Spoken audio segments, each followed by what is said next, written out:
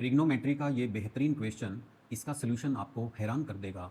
If alpha beta are acute angles such that cos alpha is equal to tan beta and cos beta is equal to tan alpha, then find the value of sin alpha. यहाँ हमें sin alpha को beta के terms में नहीं बल्कि sin alpha की numerical value find out करनी है। और sin अल्फा की न्यूमेरिकल वैल्यू फाइंड आउट करने के लिए हम क्या करेंगे, यहाँ गिवन है cos alpha is equal to tan beta and tan beta can be written as sin beta upon cos beta. Similarly cos beta यहाँ किसके इक्वल है, tan अल्फा के, और tan alpha can be written as sin alpha upon cos alpha. अब हम इन दोनों equations में cross multiply करें तो sin बीटा की यहाँ फर्स्ट इक्वेशन में वैल्यू आ जाएगी cos alpha into cos beta. Similarly दूसरी इक्वेशन में अगर हम क्रॉस मल्टीप्लाई करते हैं तो sin अल्फा की वैल्यू आएगी cos alpha into cos beta. अब इन दोनों इक्वेशंस में राइट साइड इक्वल है। अगर राइट साइड इक्वल है इसका ये मतलब हुआ कि left side must be equal, यानी कि sin बीटा sin अल्फा के इक्वल होना चाहिए। और अगर sin बीटा sin अल्फा के इक्वल है और साथ ही ध्यान रखना है कि अल्फा बीटा अक्यूट एंगल्स हैं, तो इसका ये मतलब हुआ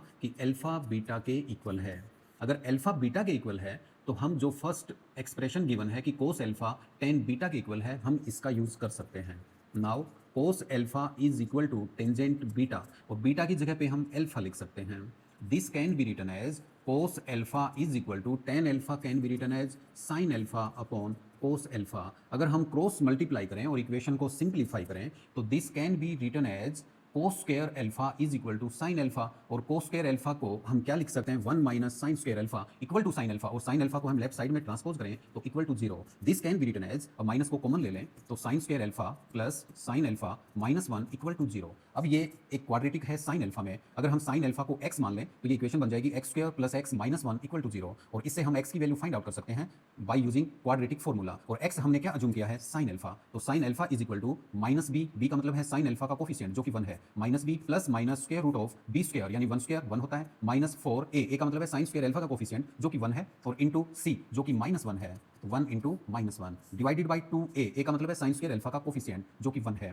तो this implies that sin alpha is equal to minus 1 plus minus square root of 1, और माइनस माइनस प्लस होता है, 4 1 जार 4 होता है divided by 2। This is equal to minus 1 plus square root of 5 by 2, और minus 1 minus square root of 5 divided by 2। लेकिन अगर हम ध्यान से ऑब्जर्व करें तो minus 1 minus root 5 divided by 2 ये वैल्यू माइनस 1 से भी लेस देन है, तो इस वैल्यू को हम रिजेक्ट करेंगे क्योंकि sin अल्फा की रेंज क्या होती है, माइनस 1 टू प्लस 1 होती है।